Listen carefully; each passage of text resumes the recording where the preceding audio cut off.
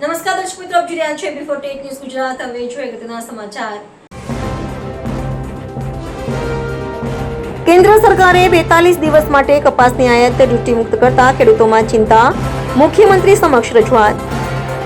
ખેડૂત આગેવાન જયેશ પટેલે ચિંતા વ્યક્ત કરી. વિદેશી કપાસની આયાત ડ્યુટી મુક્ત કરવામાં આવતા ખેડૂતો પાયમાલ થઈ જશે તેમ જયેશ પટેલે જણાવ્યું.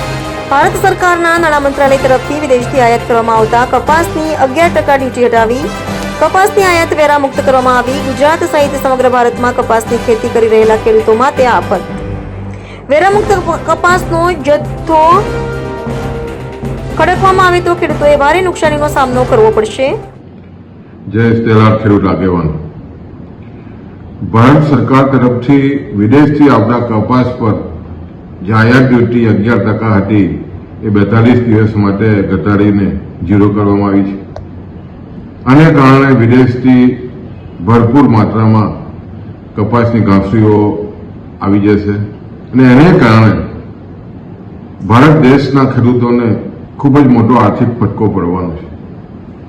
કપાસની વાત આવે તો સૌથી મોટો ઉત્પાદક રાજ્ય ગુજરાત છે.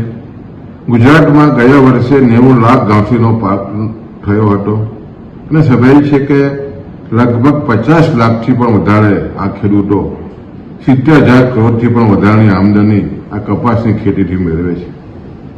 જે રીતે વિદેશથી કપાસ જે રીતે ડ્યુટી માફ થઈ છે એને કારણે સસ્તા ભાવે કપાસ આવવાને કારણે અહીંયા સ્થાનિક માંગમાં ખૂબ જ મોટો ઘટાડો આવશે અને જ્યારે 20 ઓક્ટોબર મહિનાથી ગુજરાતના ખેડૂતોનો કપાસ બજારમાં આવી જવાનો છે, નવી સિઝનની શરૂઆત થવાની છે.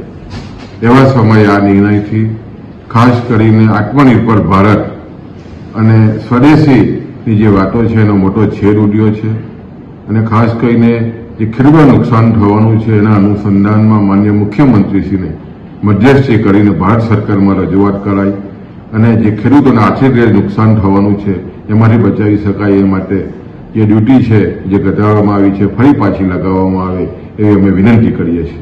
AB48 ન્યૂઝ ગુજરાત સાથે રિપોર્ટર પ્રશાંત પટેલ, બારડોલી.